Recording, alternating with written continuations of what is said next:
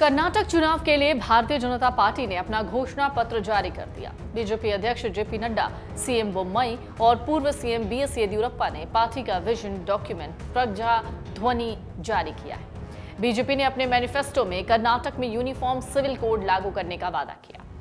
कर्नाटक में सभी पार्टियों ने चुनाव प्रचार में पूरी ताकत झोंक रखी है। इस चुनावी अखाड़े में बीजेपी ने अपना चुनावी घोषणा पत्र जारी कर दिया, जिसकी चर्चा इस वक्त है। बेंगलुरु में पार्टी दफ्तर में बीजेपी के राष्ट्रीय अध्यक्ष जेपी नड्डा ने पार्टी का घोषणा पत्र जारी किया। इस मौके पर मुख्यमंत्री बसवराज बोम्मई, वरिष्ठ नेता येदियुरप्पा भी थे। बीजेपी ने इसे विजन डॉक्यूमेंट कहा है, जिसकी थीम है प्रजा ध्वनि, यानी जनता की आवाज, वॉइस ऑफ पब्लिक। बीजेपी ने अपने घोषणा पत्र में कर्नाटक में यूनिफॉर्म सिविल कोड लागू करने का वादा किया।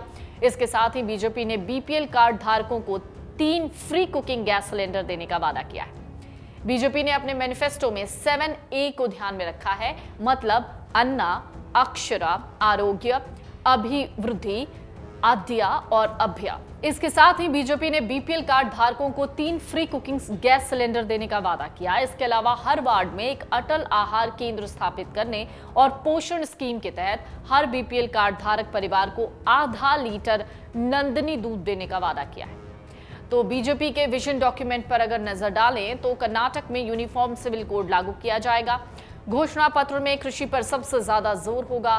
किसान इंश्योरेंस, बीज खरीद के लिए 10,000 की मदद जैसे कई वादे हैं। किसानों के लिए एग्रो फंड के नाम से इमरजेंसी फंड की बात कही गई है। गरीब कल्याण शहर में 5 लाख गरीबों को घर देने की बात कही गई है। ग्रामीण इलाकों के 10 लाख गरीबों को घर देने की बात कही गई है। बीपीएल को रोज आधा लीटर नंदनी दूध देने की बात कही गई है। 10 किलो चावल भी दिया जाएगा। संतुलित आहार का ध्यान रखा गया है। इंफ्रास्ट्रक्चर डेवलपमेंट पर जोर देकर 12वीं पास लड़कियों के लिए खास योजना की बात कही गई है। युवाओं के लिए खास योजना या फिर उनके लिए एक बड़ी घोषणा की बात कही गई है। महिलाओं पर खास ध्यान देने की बात कही गई है और मुस्लिम आरक्षण खत्म करने का भी जिक्र है। लेकिन अगर इसी मैनिफेस्टो को कांग्रेस के मैनिफेस्टो से मिलाकर देखें तो कांग्रेस के 5 बड़े वादे हैं जो इस वक्त कर्नाटक में कांग्रेस कर रही है। उसमें है गृह ज्योति, यानी प्रत्येक परिवार को हर महीने 200 यूनिट फ्री बिजली।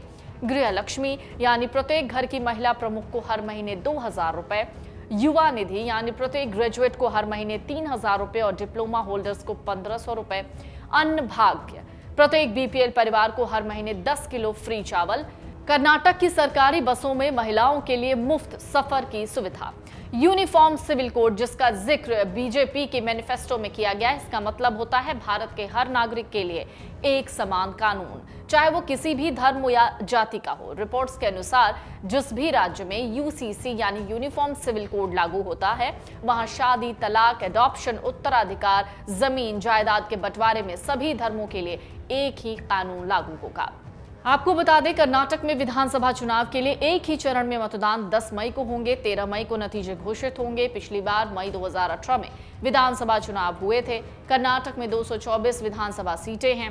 पिछले विधानसभा चुनाव में बीजेपी ने 104 सीटों पर जीत हासिल की, वहीं कांग्रेस ने 80 और जेडीएस ने 37 सीटें जीती थीं। हालांकि किसी भी दल को बहुमत नहीं मिला था।